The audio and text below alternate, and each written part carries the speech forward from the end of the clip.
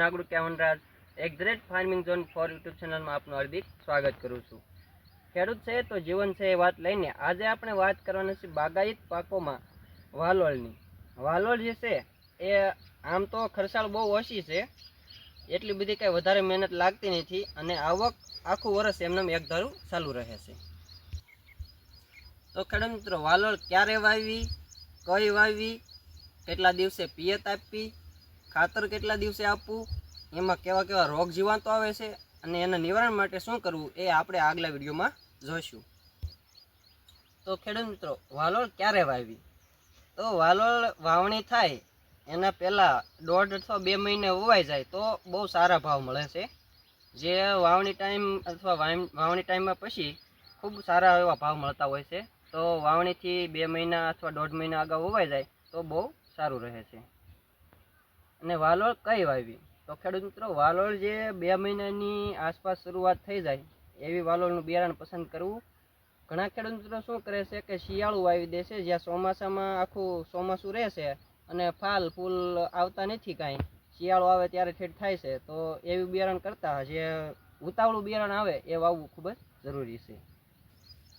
તો ખેડૂત મિત્રો, પિયતની વાત કરીએ તો પિયત તો જ્યારે આપણે વાલોળ વાવીએ ત્યારે શરૂઆતમાં તો કાયમી આપવું પડે છે, કારણ કે ઉનાળાની ઋતુ હોય એટલા માટે।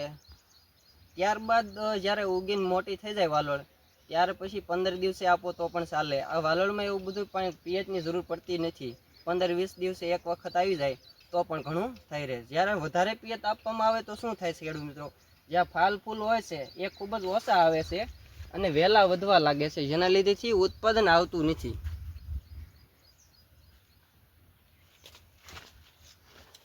ખેડૂત મિત્રો, મેં વાલોળનું વાવેતર મલ્ચિંગથી કરેલું છે અને આ મેળા પદ્ધતિથી કરેલું છે, તેમજ આ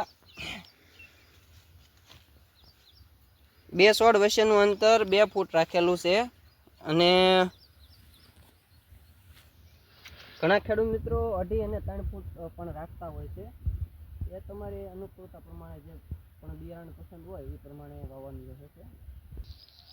તો ખેડૂત મિત્રો, વાલોળમાં રોગ જીવાતોની વાત કરીએ તો રોગોમાં તો એક ઈયળ આવે છે, જે ચોમાસામાં ઈયળનો ખૂબ એટેક રહે છે, બીજા કોઈ પ્રકારના રોગ વધારે એવા કોઈ ખાસ રહેતા નથી।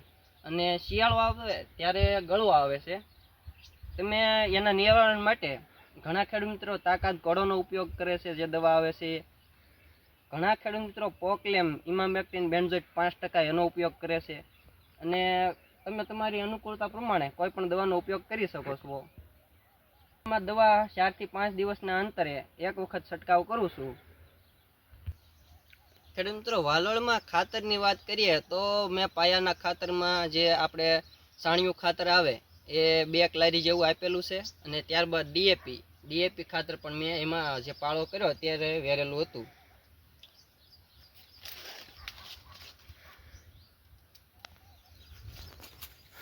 ઘણા ખેડૂત મિત્રોના એવા પણ પ્રશ્ન હોય છે કે અમારે ઉત્પાદન આવતું નથી। તો ઉત્પાદન ન આવવાનું કારણ એવું હોય કે ઘણી વખત આપણે દવાનો છંટકાવ કરવામાં વાર લગાડી દેતા હોય, અથવા તો સારી કંપનીની દવા ન છંટકાવ કરતા હોય, જેના લીધેથી ફાલ ખરી જતો હોય છે અને વાલોળમાં ઉત્પાદન ઓછું આવતું હોય છે। તો સમયસર દવાનો છંટકાવ કરવો ખૂબ જ જરૂરી છે। અને બાકી તો બહુ એવી કંઈ કાળજી લેવાની રહેતી નથી વાલોળમાં, એકવાર વાવો એટલે આખું વર્ષ ઉતાર્યા રાખવાનું રહેશે। તો ખેડૂત મિત્રો, ચોમાસામાં વાલોળનો ફાલ ખરતો હોય તો આપણે એક ફૂગનો છંટકાવ કરવો ખૂબ જ જરૂરી છે। ત્યારબાદ જો વાલોળમાં શીંગુને એવું બંધાવવામાં જો મદદરૂપ થાય તો એના માટે આપણે બોરોનનો છંટકાવ કરવી તો વધારે હિતાવત રહે છે। ખેડૂત મિત્રો, બિયારણની વાત કરીએ તો વીઘે અંદાજિત કિલોની આસપાસ બિયારણ જોઈએ છીએ। અને મેં જે આ બિયારણ વાવેલું છે આ મિર્ચી વાલોળ કહેવાય છે। હું તો ઘરઘરા વાવું છું।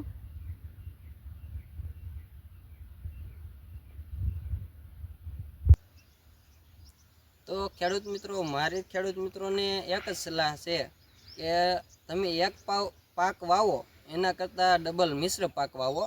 જેમ કે મેં પણ જો આ વાલોળ વાવેલી છે એની વચ્ચે ફુલાવર વાવેલું છે અને બાજુમાં ટમેટી પણ વાવેલી છે। આ મિશ્ર પાક વાવવાથી શું ફાયદો થશે કે એમાં જો આપણે એક પાકમાં નુકસાન જશે તો પણ બીજો પાક છે એ આપણને કવર કરી દેશે, જેના લીધેથી આપણે નુકસાનનું ભય ઓછું રહે છે અને ઉત્પાદનમાં વધારો થાય છે. ઘણી વખત એવું પણ થતું હોય છે કે બંને પાક થઈ જતા હોય છે તો આપણને ડબલ નફો મળતો હોય છે. તો ખેડૂત મિત્રો, તમારે પણ આ વાલોળનું બિયારણ જોતું હોય તો કોન્ટેક કરી શકો છો વનરાજભાઈ પરમારનો, જે અમે કોન્ટેક નંબર ડિસ્પ્લે ઉપર આપી દઈશું. વાલોળ તમે જોઈ શકો છો.